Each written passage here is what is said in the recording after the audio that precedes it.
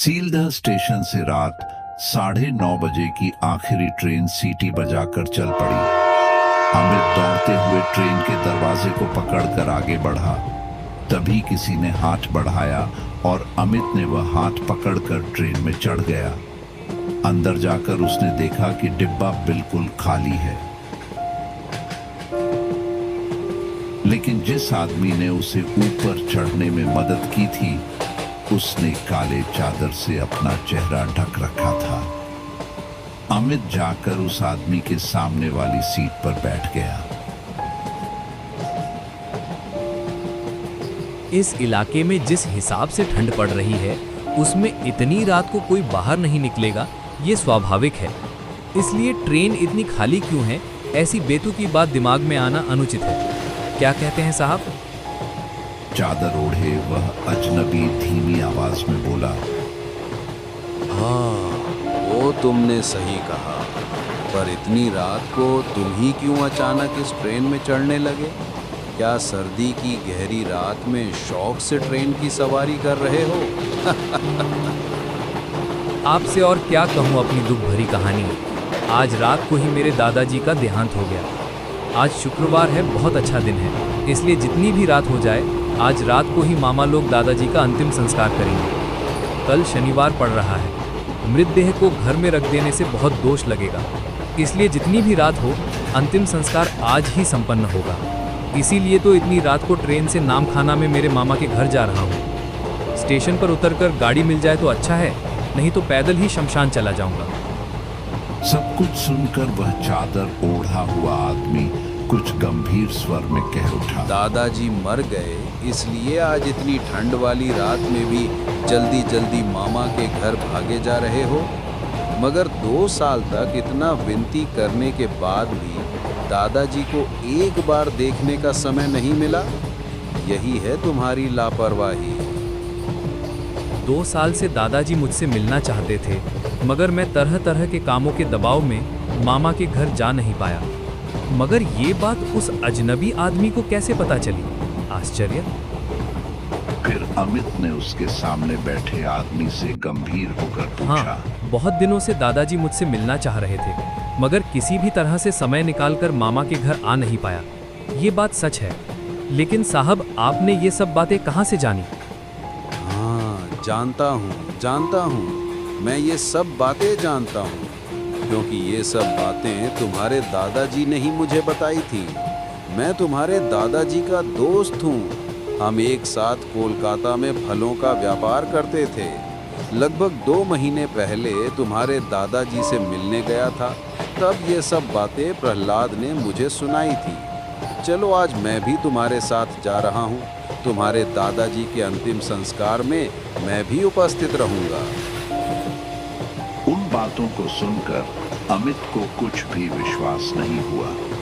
उसके सामने की सारी चीजें जैसे उलझने लगी। अमित मन ही मन सोचने लगा, वो आदमी पागल है क्या? इतनी रात को ट्रेन में चढ़कर कह रहा है कि वो मेरे दादाजी का दोस्त है, और इस तरह से चादर ओढ़कर बैठा है कि पता ही नहीं चलता कि अच्छा आदमी है या लुटेरा। तो आप कह रहे थे कि लगभग 2 महीने पहले आप मेरे दादाजी से मिलने गए थे, तो वहां जाकर आपने क्या देखा? मैंने देखा कि मेरा विधवा मित्र प्रहलाद 2 बेटों और 2 बहुओं की घोर उपेक्षा में तिल तिल करके कैसे खत्म हो रहा है। तो जब आपने देखा कि मेरे दादाजी इतने कष्ट में हैं, तो उन्हें अपने साथ अपने घर क्यों नहीं ले आए? या फिर हमें खबर दे सकते थे, हम आकर मेरे दादाजी को ले जाते। इन्हीं बातों के बीच ट्रेन सोनारपुर जंक्शन पर पहुंच गई। लाइन बदलने की वजह से डिब्बे की ट्यूबलाइटें अचानक बुझ गईं और क्षण भर के लिए पूरा ट्रेन अंधकार में डूब गया। बाहर आकाश में कृष्ण पक्ष का कटा चांद था। चारों ओर सन्नाटा पसरा हुआ था।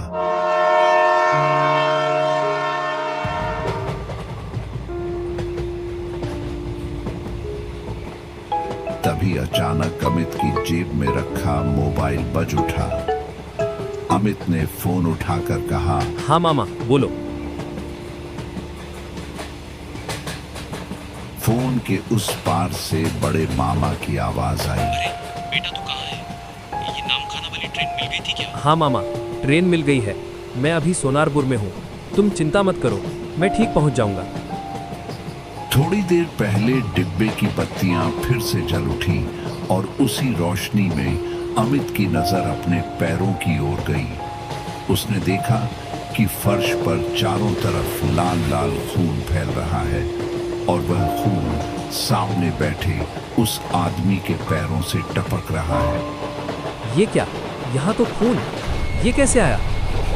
ओ साहब, अपने दोनों पैर एक बार देखिए, शायद कट वट गया होगा, नहीं तो इतना खून कहाँ से आएगा?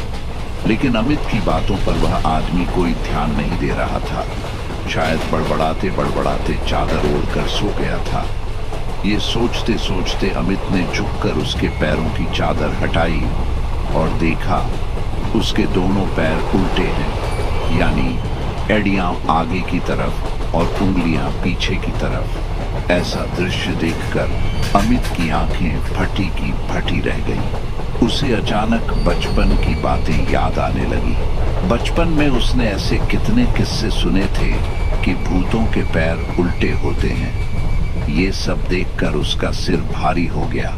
आंखों के सामने अंधेरा छाने लगा। ऐसी हालत में अमित समझ नहीं पा रहा था कि अब क्या करे। डर से उसका शरीर कांपने लगा। गहरी रात को ट्रेन के अंदर किस मुसीबत में फंस गया? हे भगवान, मेरा तो दिल धक धक कर रहा है। तभी चादर के अंदर से वही आदमी बोला, डरो मत, मैं हूं ना, तुम्हें कुछ नहीं होगा, तुम निश्चिंत होकर सो जाओ। लेकिन अमित उसे कैसे बताता कि डर की वजह वही है। अमित ने अपनी सारी हिम्मत और एकाग्रता जुटाकर थोड़ा खिसक कर दूसरी सीट पर पूरी तरह लेट गया। रात बढ़ती जा रही थी। खिड़की के बाहर चांद धीरे धीरे पश्चिम की ओर बढ़ रहा था। सर्दी की धुंध में बाहर का ग्रामीण वातावरण पूरी तरह ढंक चुका था। खजूर के पेड़ों से रस की टप टप आवाज आ रही थी और उस सन्नाटे को तोड़ती हुई ट्रेन अपने गंतव्य की ओर दौड़ रही थी। आखिरकार ट्रेन नामखाना स्टेशन पर रुक गई। ट्रेन के अंदर वही चादर ओढ़ा हुआ आदमी अब अमित को ओ बाबू, पुकार रहा था। उठो, ये देखो नामखाना स्टेशन आ गया है, अरे उठो। उसकी आवाज सुनकर अमित जाग गया, लेकिन सामने कोई नहीं था। आप कहाँ चले गए? आपको तो मैं देख ही नहीं पा रहा हूँ। स्टेशन के अंतिम छोर पर घना अंधकार था। मैं यहीं हूँ, इस तरफ से आओ। तुम्हारे मामा इतनी देर में शमशान पहुंच गए होंगे, इसलिए घर जाने के बजाय सीधे शमशान जाना ही बेहतर होगा। इधर मेरे साथ साथ आओ। आदमी की बात में कुछ गड़बड़ लगी अमित को। वह मन ही मन बोला, नहीं, मामा लोग अभी घर पर नहीं हैं। वे दादाजी की मृतदेह लेकर शमशान की ओर निकल चुके हैं। ये बात वो निश्चित रूप से कैसे कह सकता है?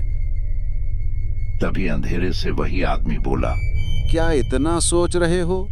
सोच रहे हो कि मैं तुम लोगों की तरह वो सब फोन वोन इस्तेमाल किए बिना कैसे बोल दिया कि मृतदेह लेकर वे शमशान की ओर निकल चुके हैं? दरअसल ये सब तो मुझे पता ही है। इन बातों से हैरान हुए बिना अमित ने उसकी ओर देखा और उसका पीछा करने लगा। अमित बेटा, तू स्टेशन पर उतरकर सीधा शमशान आ जा, हम लोग वहीं आए हैं। ठीक है मामा, मैं अभी आ रहा हूँ। इस समय मैं बस स्टेशन से शमशान जाने वाली सड़क पर उतरा हूँ। इसी बीच अमित ने फोन काट दिया और अंधेरे से वह बूढ़ा आदमी हंसने लगा। क्या मिली ना मेरी बात? आओ आओ, जल्दी जल्दी कदम बढ़ाकर आओ। अमित ने ज्यादा बात नहीं की। वह जैसे सम्मोहित होकर उसके पीछे चलने लगा और उस वक्त अमित के मन में कुछ बातें बार बार घूमने लगीं। ट्रेन के अंदर दिखे इस आदमी का उल्टा पैर, इस आदमी के शरीर से तेजी से खून बहना, क्या ये मेरी आंखों की गलती है या भ्रम? मगर इस आदमी का इस अंधेरे में छिप छिप कर चलना, क्या ये भी भ्रम है, या ये आदमी असल में इंसान नहीं है? लेकिन अगर प्रेतात्मा है तो वो मुझे कोई नुकसान क्यों नहीं पहुंचा रहा है? इन सब सोचों के बीच अमित ने चलते चलते अपने बड़े मामा को फोन किया और धीरे से पूछा, मामा, क्या दादाजी का कोई दोस्त था? कोई ऐसा दोस्त जो 2 महीने पहले भी मिलकर गया हो? अमित का ऐसा सवाल सुनकर फोन के उस पार से बड़े मामा बोले, नहीं, तेरे दादाजी के दोस्त कहने को तो वही पड़ोस के कुछ हमउम्र लोग थे। बाहर का कोई दोस्त तो नहीं था। और तो और इन 2 महीनों को तो छोड़, 2 सालों में भी तेरे दादाजी से कोई दोस्त मिलने नहीं आया था। यह सुनकर अमित के शरीर में सिहरन दौड़ गई। फोन के उस पार से बड़े मामा बोले, ठीक है, मैं फोन रखता हूँ, समझा? तू आ, फिर किसने मुलाकात की और किसने नहीं सब बताऊंगा। फोन कटते ही अंधेरे से वह बूढ़ा आदमी जोर से हंसने लगा। मैं कौन हूँ ये जानने के लिए इतने उत्सुक हो? तो सुनो, मैं कौन हूँ। उसी समय दूर से बोलो हरि हरि बोल की श्मशान यात्रा की आवाज आने लगी। बोलो हरी हरी बोल, बोलो हरी हरी बोल। तभी वह आदमी अपने शरीर से चादर हटाकर बोला, देखो देखो मैं कौन हूँ।